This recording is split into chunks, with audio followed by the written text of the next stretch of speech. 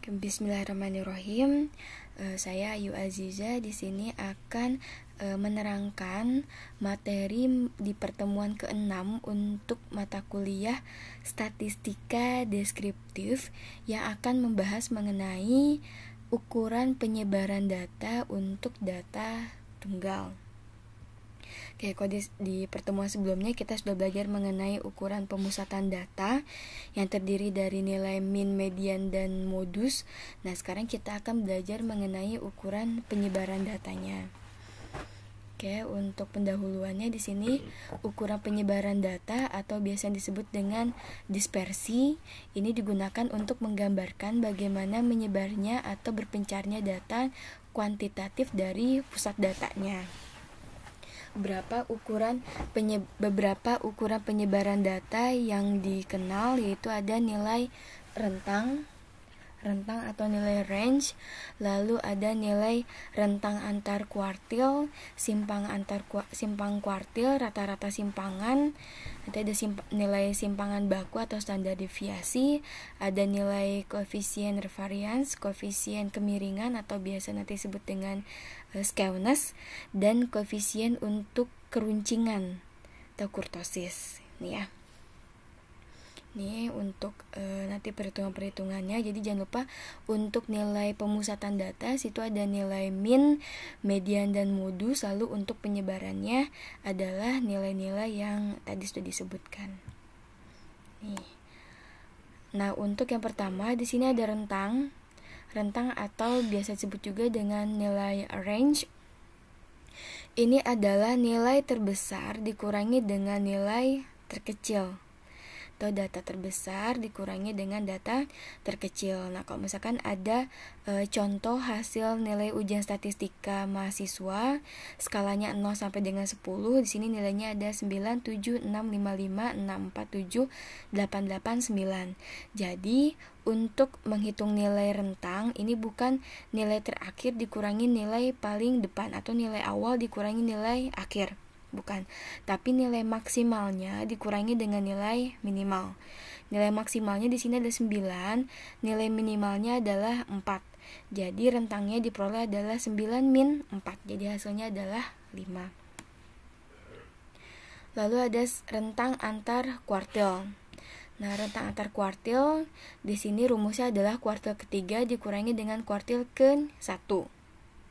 Nah, kalau misalkan di sini tadi ada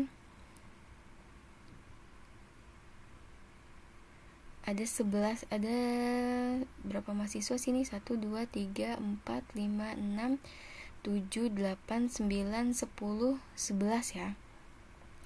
Ada 11 mahasiswa. Nah, sini misalkan nilai kuartil satunya di sini adalah di angka 5. Di sini karena datanya adalah data ganjil ya. Jadi kalau data ganjil otomatis seperti nilai tengahnya itu adalah nilai median, itu otomatis adalah nilai yang berada di tengah. Misalkan ini kuartil 2 ini ada di data ke 6. Ya, ada di data ke-6.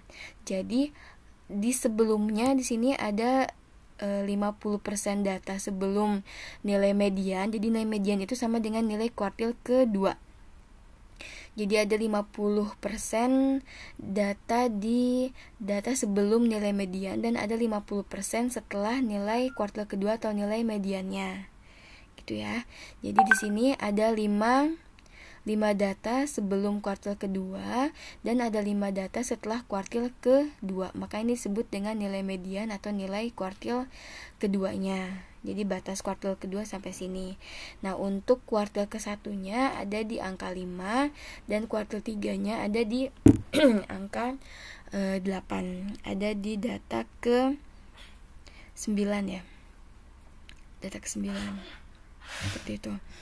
Nah, ini sehingga untuk nilai rentang antar kuartil di sini adalah 8 min 5. Ini ya. Nilai kuartil 3-nya dikurangi dengan nilai kuartil ke-1. Seperti itu. Sehingga nilai rentang antar kuartilnya diperoleh adalah 3.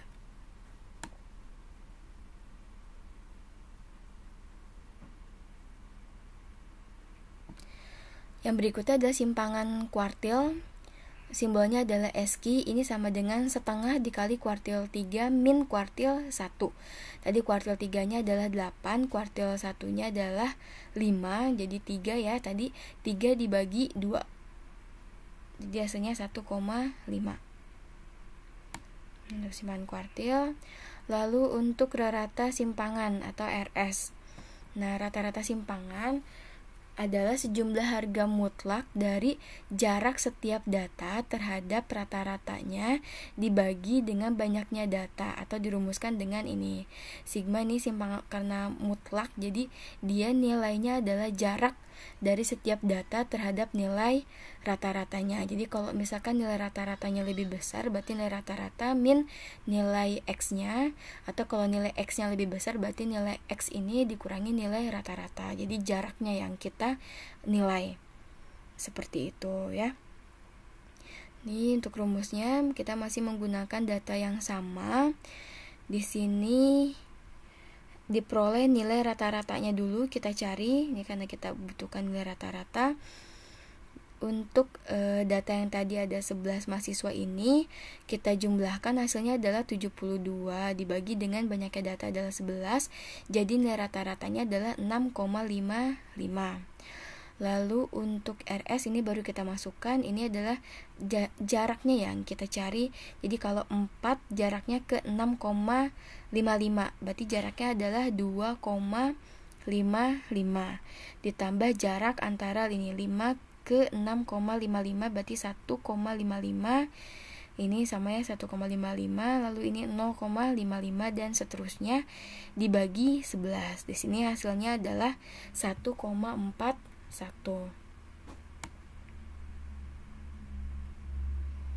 Nah, lalu ini sudah simpangan baku. Simpangan baku atau standar deviasi ini biasa diberi simbol S, dan untuk sampel, lalu di sini ada simbol mega sini untuk yang populasi. Seperti itu.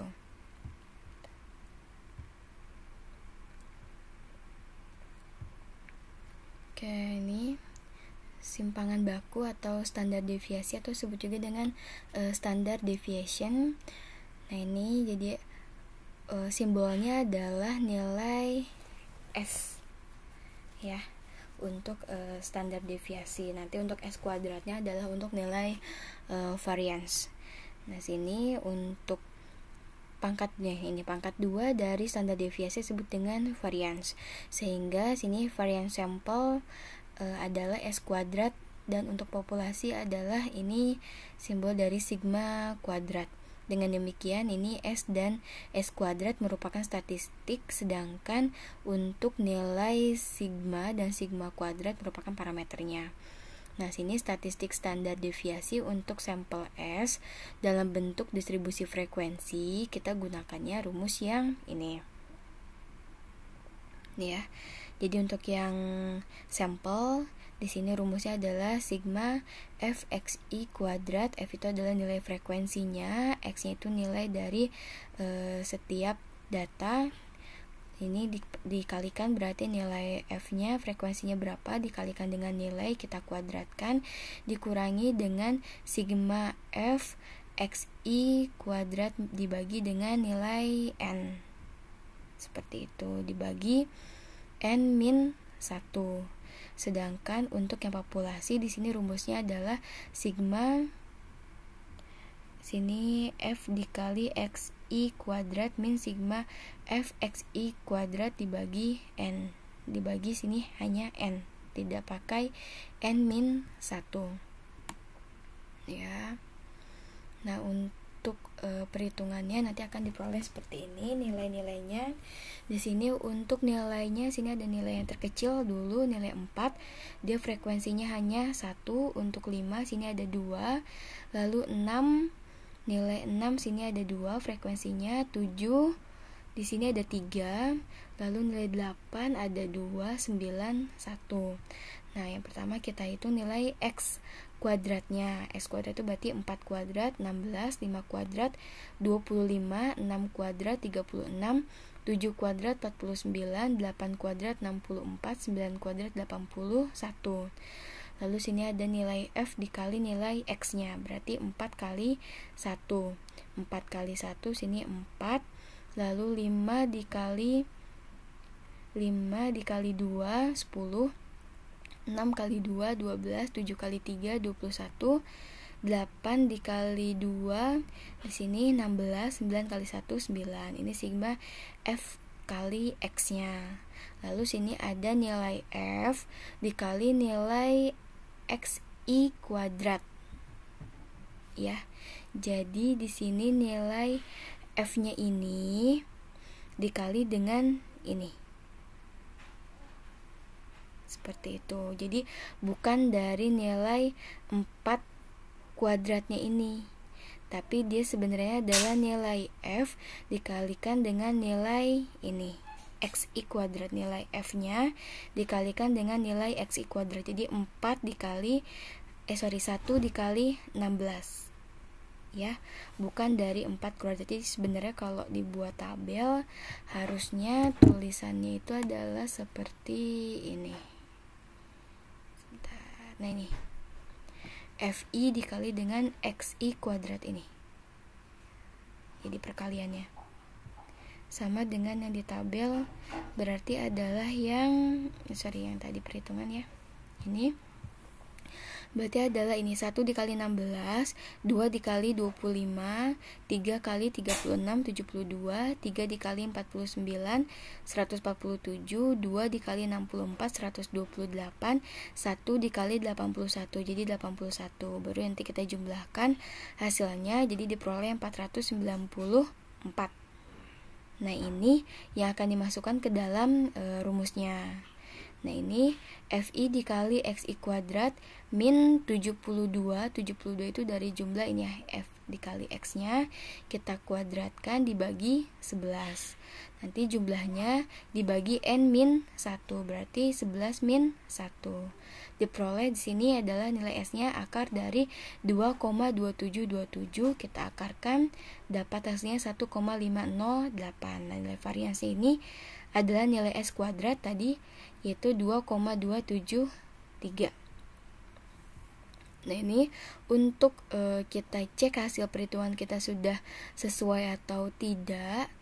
Nah kita bisa masukkan di Microsoft Excel untuk data-datanya. Lalu kita pilih menu data analisis di sini. Lalu ada deskriptif statistik. Kita klik OK.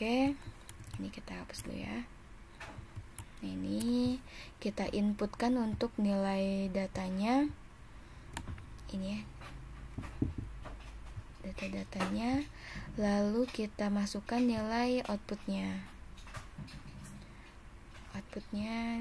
Sini kita checklist summary statistiknya, lalu klik OK. Ini nilai rata-ratanya 0,65. Lalu nilai mediannya tadi 7, modusnya 7 karena dia ada 3 kali muncul nilai angka 7. Lalu untuk standar deviasinya tadi 1,50.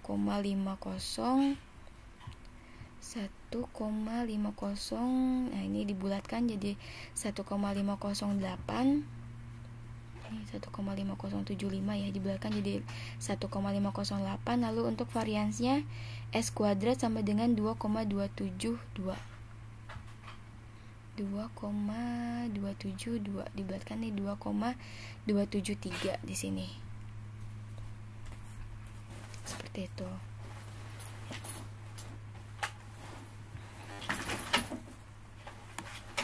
Yang berikutnya sini ada nilai koefisien varians.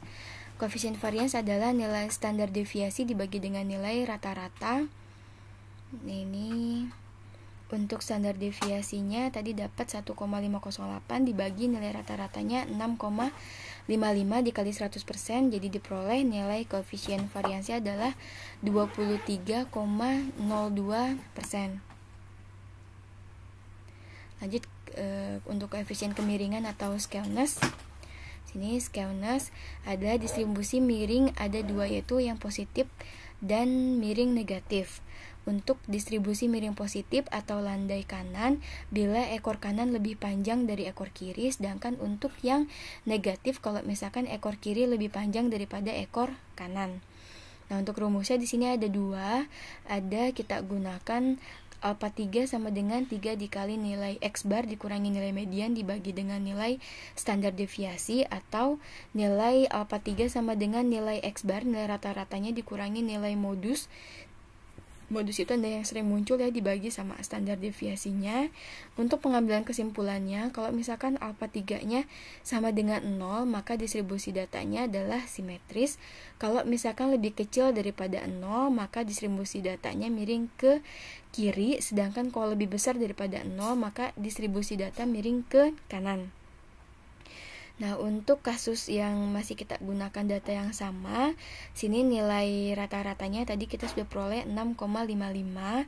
Untuk nilai standar deviasinya 1,508 dan nilai modusnya adalah 7. Oke, karena 7 ini adalah 3 kali muncul.